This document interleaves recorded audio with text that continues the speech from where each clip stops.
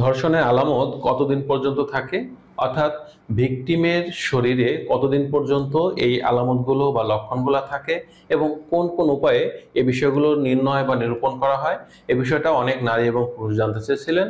Hello viewers, আসসালামু আলাইকুম, welcome back to my channel. আশা করি সকলে ভালো আছেন, সুস্থ আছেন।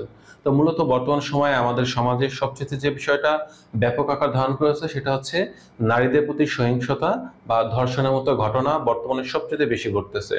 এবং এটা থেকে অনেকে দুশ্চিন্তাগ্রস্ত হয়ে কিন্তু প্রশ্নগুলো করে থাকেন যে যদি কোনো নারী ধর্ষিত হয় তাহলে তার আলামতটা কতদিন পর্যন্ত থাকবে এবং কিভাবে সে বিষয়গুলো খুব সহজে নির্ণয় করা যাবে, তার মোটামুটি একটা ধারণা আপনারা জানতে চেয়েছিলেন। তো আপনাদেরকে একটা বিষয় বলবো যে একটা নারী বা একটা মেয়ে যখন ধর্ষিত হয় তখন তার ধর্ষণের আলামতটা আসলে নির্ভর করে বিভিন্ন বিষয়ের উপরে। অর্থাৎ যে সে বিষয়গুলো হতে পারে এমন, যেমন ভিকটিমের বয়স কত, তারপরে তার শারীরিক অবস্থা বর্তমানে কি আছে, ধর্ষণের ধরনটা কেমন, এবং ধর্ষণের পর তার কিভাবে শারীরিক যে যত্নগুলো নেওয়া হয়েছে, এই বিষয়গুলো কিন্তু খুব বেশি প্রাধান্য দেওয়া হয়। তবে সব মিলিয়ে মোটামুটিভাবে চারটি বিষয়টাকে প্রাধান্য দিয়ে কিন্তু এই আলামতটা কতক্ষণ পর্যন্ত থাকবে এবং এটা নির্ণয় করার পথটা খুঁজে বের করা হয়। প্রথম নম্বর যে বিষয়টা থাকে সেটা হচ্ছে শারীরিক কিছু আলামত।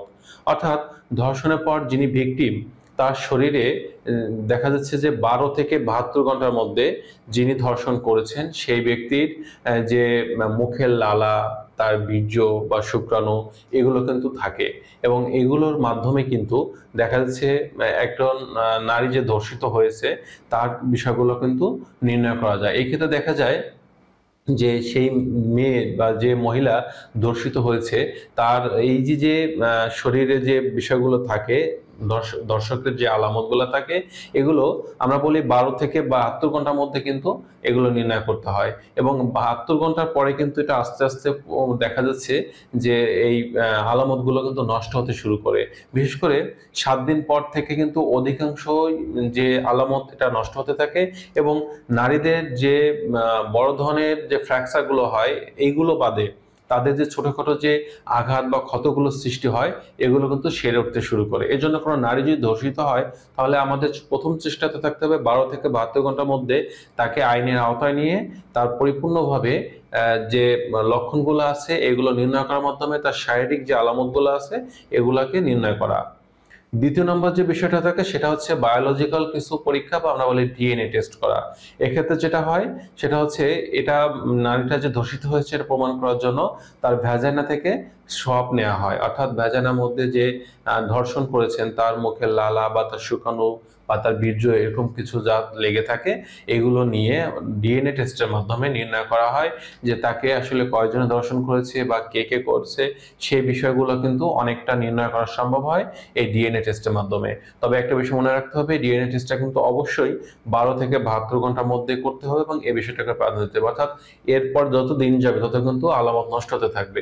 তবে নারীর শরীরে যে কাপড়গুলো পরা থাকে এই কাপড়গুলো কিন্তু খুবই গুরুত্বপূর্ণ ভূমিকা পালন করে। আসলে যখন ধস্তাধস্তি করা হচ্ছে তখন এই কাপড়গুলো কতটা ক্ষতিগ্রস্ত হয়েছে বা যিনি ধর্ষক ছিলেন তিনি বীর্যপাত যখন করেছেন, অনেক অংশ কিন্তু দেখা যায় যে ধর্ষকের বীর্য বা মুখের লালা এটা কিন্তু কাপড়ে লেগে থাকে। এবং এতে কিন্তু খুব সহজেই একজন নারী যে দূষিত হয়েছে বা কে করেছে এটা কিন্তু নির্ণয় করা সম্ভব হয়। এর পাশাপাশি আরেকটা যে তৃতীয় নম্বর বিষয় প্রাধান্য দেওয়া সেটা হচ্ছে তার যে মানসিক অবস্থা। অর্থাৎ দেখা যাচ্ছে যিনি ধর্ষিত হন তার মানসিক অবস্থা কিন্তু খুবই বিষণ্ণ থাকে, চরম পর্যায়ে খারাপ একটা অবস্থার মধ্যে তিনি চলতে থাকেন। তার ফেসটাতে দেখলে বা তার মুখের দিকে তাকালে সবসময় একটা ভয়, একটা জড়তা, একটা আতঙ্ক, এগুলো কিন্তু প্রকাশ পেয়ে থাকে। 4 নম্বর যে বিষয়টা থাকে সেটা হচ্ছে যে যিনি ধর্ষিত হয়েছেন তার ভ্যাজাইনা এবং অ্যানাল পরীক্ষা করলেও কিন্তু অনেক সময় বোঝা যায় যে তিনি ধর্ষিত হয়েছেন কিনা। কারণ তার ভ্যাজাইনাতে যে এলোমেলো ভাবে দেখা যাবে পেনিস পরিচালনা করার ফলে ওখানে ছোট বড় অনেক ফ্র্যাকচার হয়ে থাকে। এবং অনেক সময় দেখা যায় যে অ্যানাল বা পায়খানা রাস্তাটা ব্যাপক একটা ক্ষতিগ্রস্ত হয়ে থাকে। তার ভ্যাজাইনাল যে পথটা আছে বা যোনি পথটা আছে এই জায়গাটাও কিন্তু মারাত্মকভাবে ছিঁড়ে যেতে পারে। ফেটে যেতে পারে, বড় ধরনের ক্ষত তৈরি হতে পারে।